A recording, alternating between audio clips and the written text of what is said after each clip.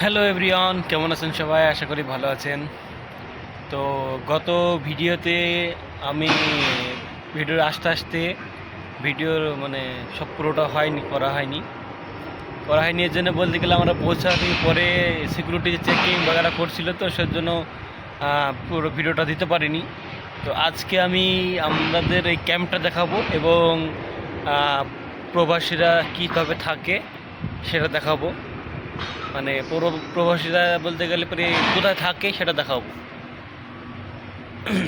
চলুন বন্ধুরা, এটা হলো আমাদের ক্যাম্প। এই যে দেখছেন, এই ক্যাম্পটা রুমটা, এটার মধ্যে প্রায় 12টা রুম আছে। এখানে এর মধ্যে আমাদের একটা রুম আছে আমার।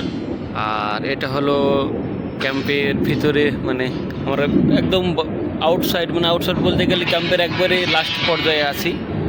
আরও ওদিকে যেতে হবে। আরও ক্যাম্পটা অনেক বড়, প্রায় 6,600 কতটা লোক আছে এক্স্যাক্টলি আমি বলতে পারলাম না। এটা হলো আমাদের ক্যাম্পের নাজারা।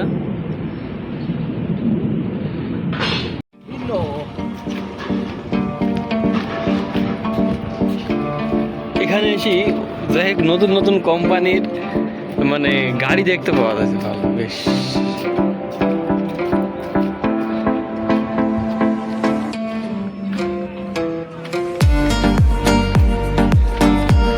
এইটা হলো সুমন ভাই, এটা হলো টার্জান ভাই। আর এটা আমাদের কোম্পানি ক্যাম্প।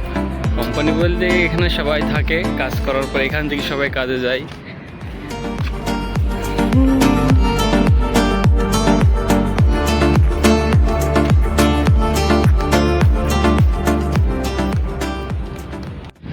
তো বন্ধুরা, এটা হলো আমাদের ক্যাম্পের বাইরের দিক। এদিকে দেখছেন গাড়ি অনেক, এদিকে আপনার অন্য কোম্পানির সব গাড়ি দাঁড়িয়ে আছে। আর যতদূর দেখবেন সব এটা কিন্তু মরুভূমির মধ্যে আমরা আছি। যে ক্যাম্পটা তৈরি করা হয়েছে দেখতে পাচ্ছেন, অন্য কিছু নাই, শুধু বালি আর চারদিক দিকে দেব বালি।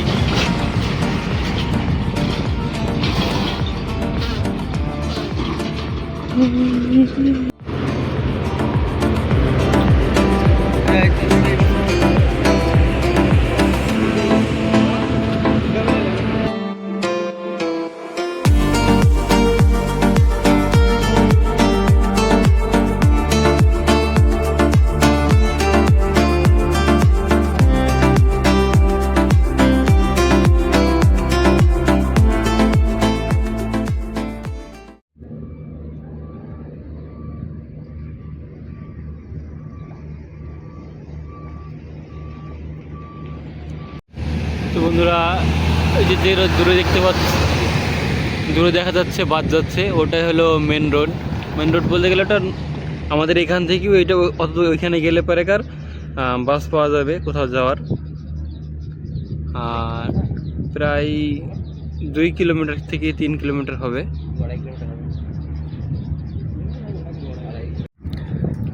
আর দ্বিতীয়ত, এখানে আমরা গেছিলাম একটা দোকানে কিছু নিব বলি, নিয়ে আসলাম।